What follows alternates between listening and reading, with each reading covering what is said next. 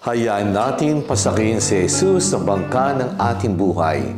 Ako po si Father Eric Arada mula sa Si Diyos ng Lipa at kuraparoko sa parokya ng Santa Clara ng Assisi dito sa Barangay Santa Clara, lungsod ng Santo Tomas. Magandang araw sa ating mga faith friends at sa ating kalakbay sa ating buhay pananampalataya at patuloy ang pagninilay sa paglaganap ng salita ng Diyos. Sa gospel natin ngayon ay kwento ni Jesus sa pagpasok sa buhay ng mga apostol. Sila'y mga mangingisda, kay sumakay si Jesus sa bangka nila para mangaral at makialam pa sa paghuli ng isda. Magdamag silang ng isda na pinakamagandang oras na panghuli ay wala silang nahuli at sinabi ni Jesus na ihulog sa lambat kung saan maaraw at maliwanag na mahirap manghuli. Si Jesus ay anak ng karpentero pero nagpasya sa mga mahusay na mangisda. Doon nakita natin ang himala sa sobrang dami ng huli nila. Ilang bagay na pwede nating pagnilayan. Una, ang pagpasok ni Jesus sa bangka ng buhay nila. Tuwan-tuwa tayo pag may mga taong simbahan o paring bumisita sa ating tahanan. Sasabihin ng iba, bless sila pag may papanauwi ng alagad ng Diyos. Swerte ang tao o pamilya dahil ramdam nila ang presensya ng Diyos. Pero may mahamon lagi pag dumating siya sa buhay natin. Makikialam si Jesus sa buhay natin.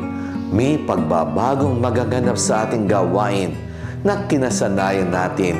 Madalas gusto natin si Jesus bilang bisita lang, pang-display lang. Tayo ang magsasalita at siya makikinig lang.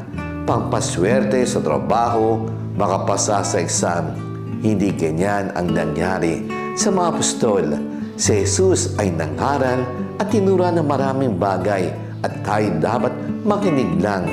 Sumasakay si Jesus sa bangka ng ating buhay na wala tayong mayalok sa Kanya. Pumatok siya sa kawalan ng ating buhay at pinuno niya ng Kanyang presensya. Ginamit niya ang kahirapan para ipangaral ang yaman ng Diyos, ang ating kasalanan para madama ang awa ng Diyos. Hindi kailangan ng Diyos ng malaking barko para tanggapin siya, kundi sapat na ang ating abang sarili para i-welcome natin siya sa ating buhay. Madalas maramdaman natin na hindi tayo karapat-dapat sa Kanyang presensya at biyaya dahil tayo ay mga makasalanan.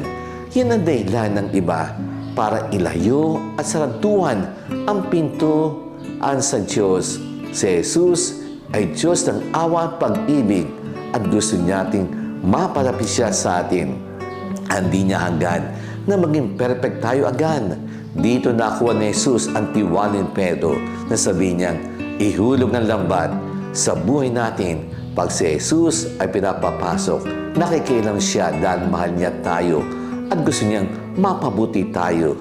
Sa dagat ng buhay, hindi tayo matatakot, hindi mawala ng pag-asa pag may unos o problema dumating sa atin at hindi tayo susuko dahil kasama natin si Jesus sa ating buhay.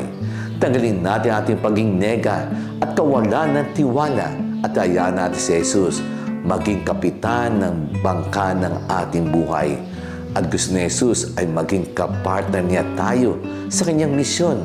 Sinabi ni Jesus kay Pedro, mula ngayon, mamalakayan ka ng mga tao. Kaya siya ay pinuno ng mga alagad at unang Santo Papa sa kabila ng kanyang kapintasan, kahinaan, ugali at pagkukulang. Nakita niya ang potensyal kay Pedro. Kanya din tayo, pag hinayaan natin si Jesus maging katuwang sa misyon, biyaya niya ang magbibigay ng kakayahan sa gawain ng simbahan, hindi ang pagkukulang. Let us pray.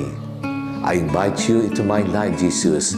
I accept you as my Lord, God, and Savior. Heal me, change me, strengthen me in body, soul, and spirit.